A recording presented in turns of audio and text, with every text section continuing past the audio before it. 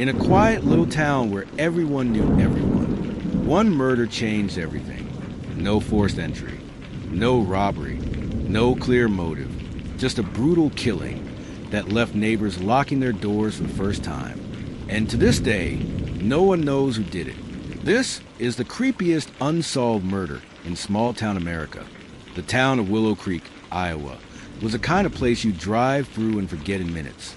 A single main street, a diner, a gas station, and endless stretches of farmland.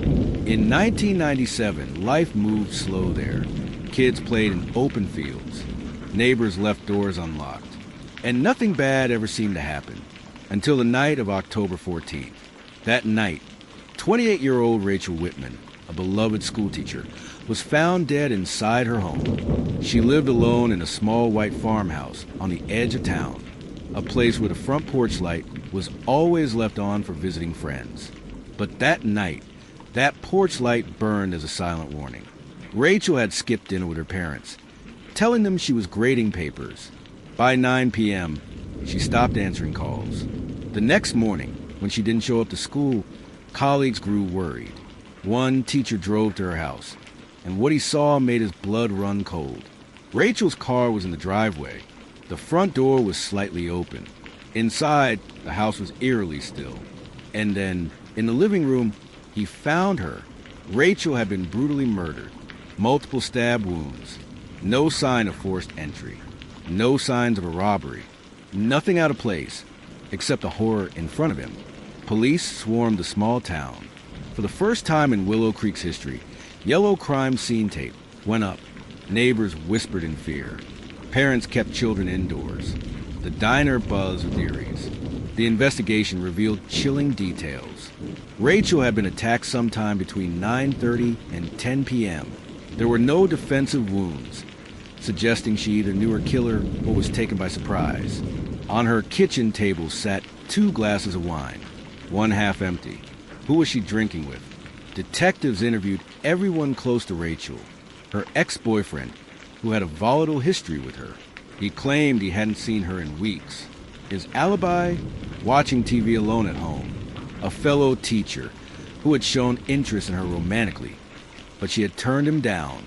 He denied visiting her that night. A neighbor who reported seeing a dark figure walking down the gravel road near her house around 10 p.m. He couldn't identify the person. Then came the most unsettling discovery. In Rachel's diary, police found entries about a man who won't leave me alone. She never wrote his name, only that she felt she was being watched. Forensics deepened the mystery. The wine glass Rachel drank from had only her fingerprints. The second glass? Completely wiped clean. No prints. No DNA. Nothing. It was as if her guest had deliberately erased all trace of themselves. And then, something even stranger. On her answering machine, a voicemail was left just hours after her death. A man's voice whispering, "You shouldn't have ignored me." The call was traced. But the number? A disconnected payphone 2 towns over. The town spiraled into paranoia. Doors locked. Guns purchased. Curtains drawn at night. Police conducted roadblocks. Questioned drifters. Even brought in FBI profilers. One profiler described the killer as someone Rachel likely knew. Someone local. But in a town that small, that meant everyone was a suspect. Rachel's funeral was packed.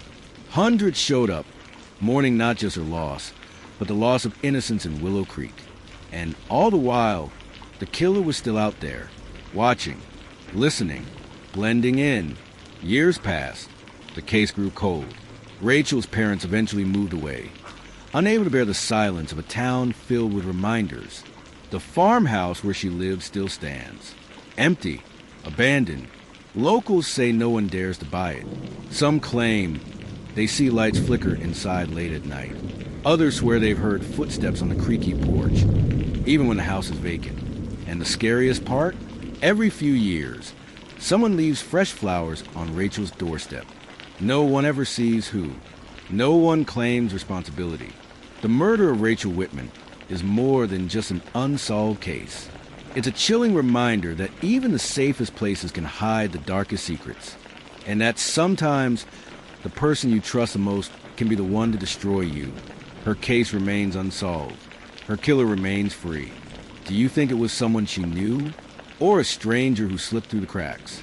Share this story.